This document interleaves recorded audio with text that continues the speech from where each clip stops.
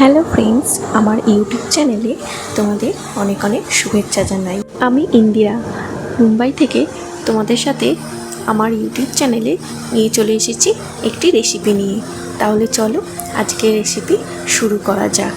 দুধ, কলা, চিনি, ময়দা, সুজি দিয়ে রেসিপিটা আমি আজকে বানাবো। এখানে দেখতেই পেলে দুটো কলা আর রয়েছে চিনি, যেটা আমরা ঠাকুরের পুজোয় ব্যবহার করি।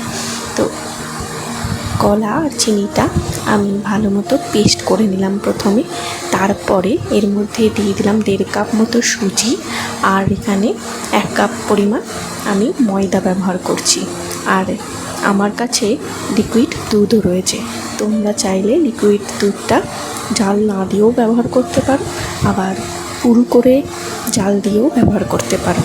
তো যাই হোক, এখানে আমি আগের থেকেই খুব ভালো মতো দুধটা জাল দিয়ে রেখেছিলাম। তারপর এর মধ্যে প্রায় 4-5 হাতা মতো আমি দুধ দিয়ে দেব। তারপর আমি সমস্তটা খুব ভালো করে মেখে নেব। খুব ভালো করে মাখিয়ে নেওয়ার পর আমি এর মধ্যে আরও দুটো জিনিস অ্যাড করব। সেটা হচ্ছে গোলমরিচ আর মৌরি। তো চলো, সমস্তটা খুব ভালো করে ফেটানো হয়ে গেছে। কিছুক্ষণ ঢাকা দিয়ে আমি এগুলো রেখে দেব। তো এখানে দেখো, আমি বেশ কিছুটা মৌরি আর এখানে গোটা গোলমরিচ নিয়ে নিয়েছি। এরপর আমি এটা শিলনোড়া দিয়ে থেতো করে নেব অর্ধেকটা। আমি এখানে শুধু নোড়াটা ব্যবহার করেছি, শিলটা আর কষ্ট করে তুলিনি। কার্ডবোর্ডটা রয়েছে, সে কার্ডবোর্ডের মধ্যে হয়ে গেছে। তো এখানে আধা থেতো করতে হবে, গোটা থেতো করবে না।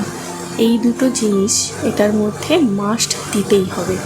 যদি দেওয়া যায় খুব ভালো টেস্ট হবে।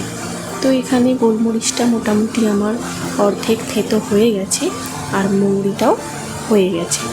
এরপর এটা প্রচণ্ড থিকনেস হওয়াতে আমি আরেকটু মতো দুধ অ্যাড করেছি।